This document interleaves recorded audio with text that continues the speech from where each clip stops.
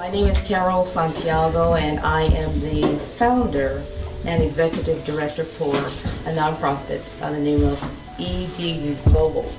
And my role with that, reading literacy.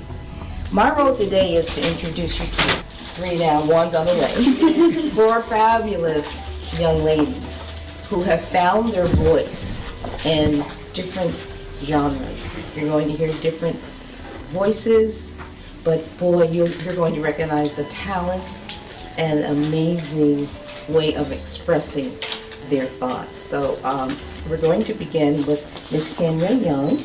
Hi. And let me just give you the order.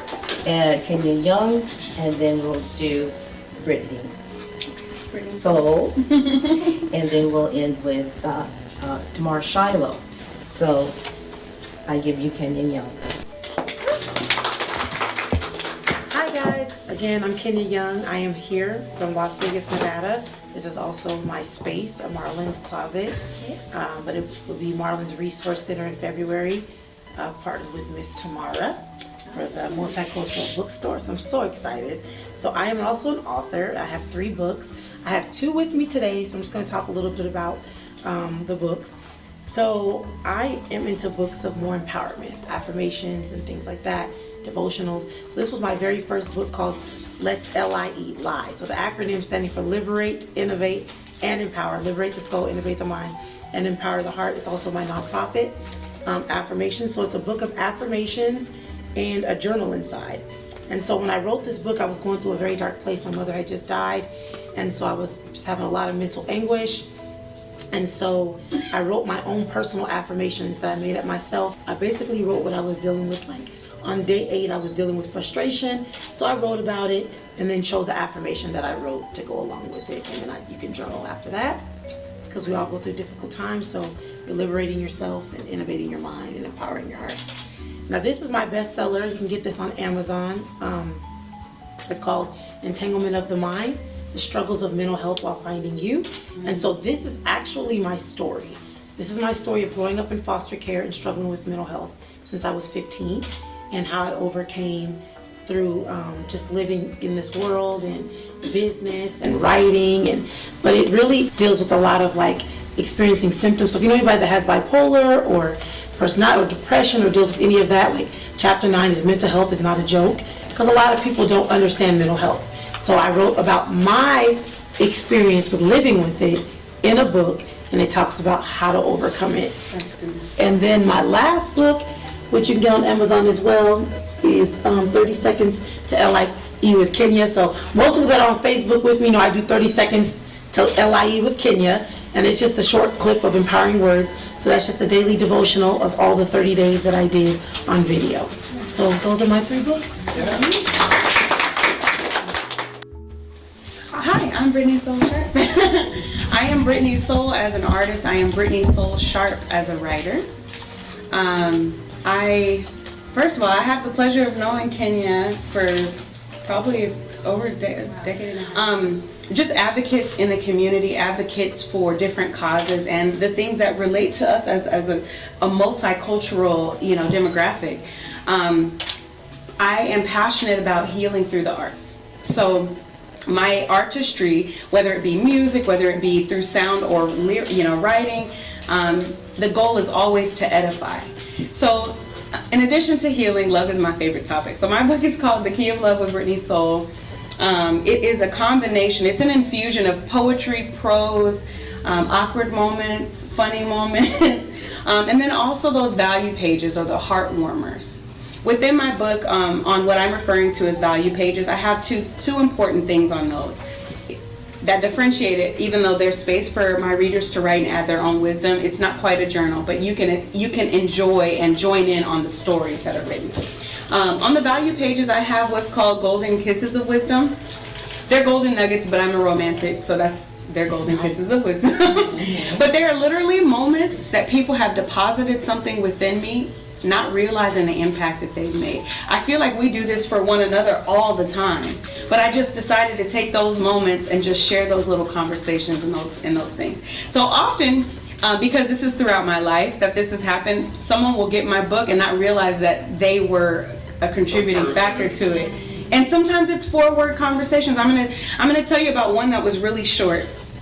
And to this day, I think about it. I think I was 17. I think I was 16, 17. And I was so heartbroken from some guy. And I met a friend. We're at lunch, going to a friend's house, a friend's aunt's, off campus near the school.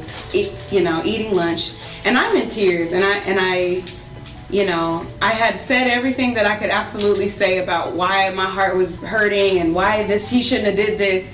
And at the end of it all, as you know, that part of the crying where you're kind of like getting quiet within you.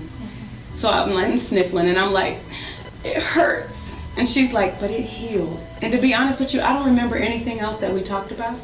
I don't remember anything else about that young man. I remember that moment. And she deposited something in me. And I remember that to this day. It hurts, but it heals. And I feel like I said, we do those things for one another, and that's why I have space. I will ask a question.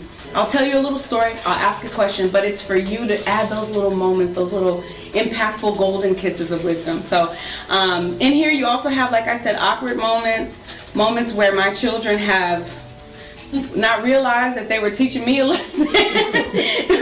And really, really schooling me on some things by the way that they are living their lives and the things that we deposit into them and the way that reflects back.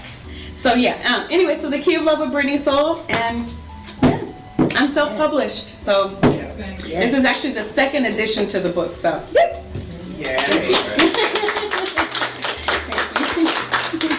Wow. Okay, I'm the only kid up here. So, wow, where do I start? Okay, I'm writing children's books about Black inventors and scientists. Nice. The name of the series is Just Imagine What If There Were No Black People in the World. Wow. This all started, and I'll do it quickly. It all started 20 some odd years ago when I got an email and it had all these black people, a whole list of black people, and I thought it was junk. And then something told me, well, just go check. And so I did. I went to the library, and sure enough, there were several books about those people, right? Wow. So as it turns out, they were real.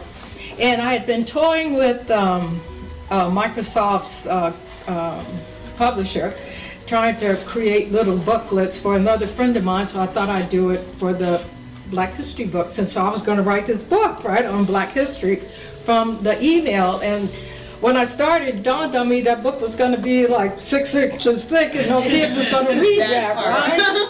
So then I decided to break it into different segments and to write about different themes, and I did 5. And fast forward, I learned a lot. I learned what I didn't know about publishing, about all sorts of stuff, and so I rewrote them, and so the first 2 books are published now. I'm self-publishing also.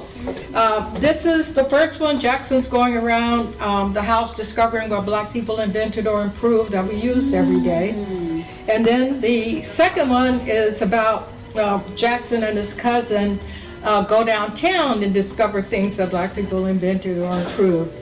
And there's 7-book series, and the 3rd one is about women. The 4th book is about black cowboys. The 5th book will be about blacks in aviation, like Bessie Coleman, Tuskegee Airmen. The 5th book will be about artists, sculptors, painters.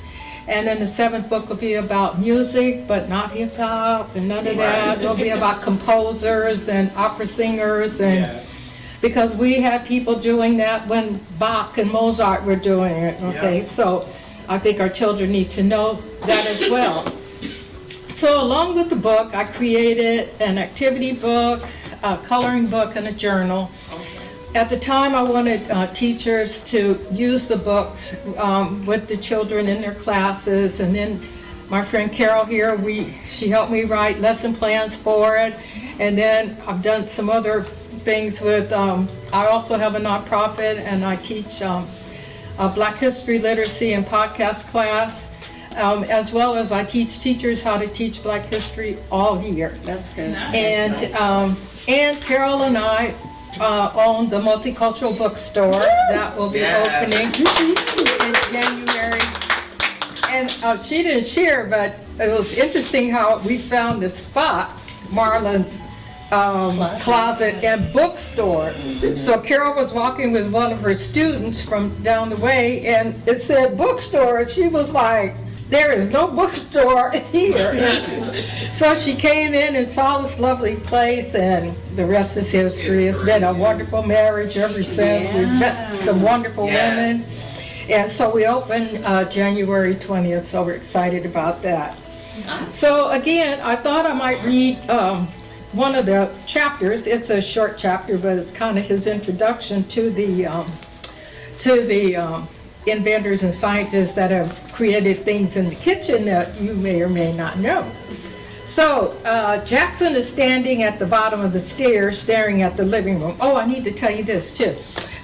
He has a magical necklace that his grandmother left him when she passed away. So he can actually see and talk to the inventors and scientists as he goes on his journey. So to make it more fun, right? So Jackson is still standing at the bottom of the stairs, staring at the living room. Okay, now what? He doesn't know whether to be excited or scared. Heck, he thinks, if Gran gave me this magic necklace, then she'll be there to help me if I get in trouble. Right, Gran?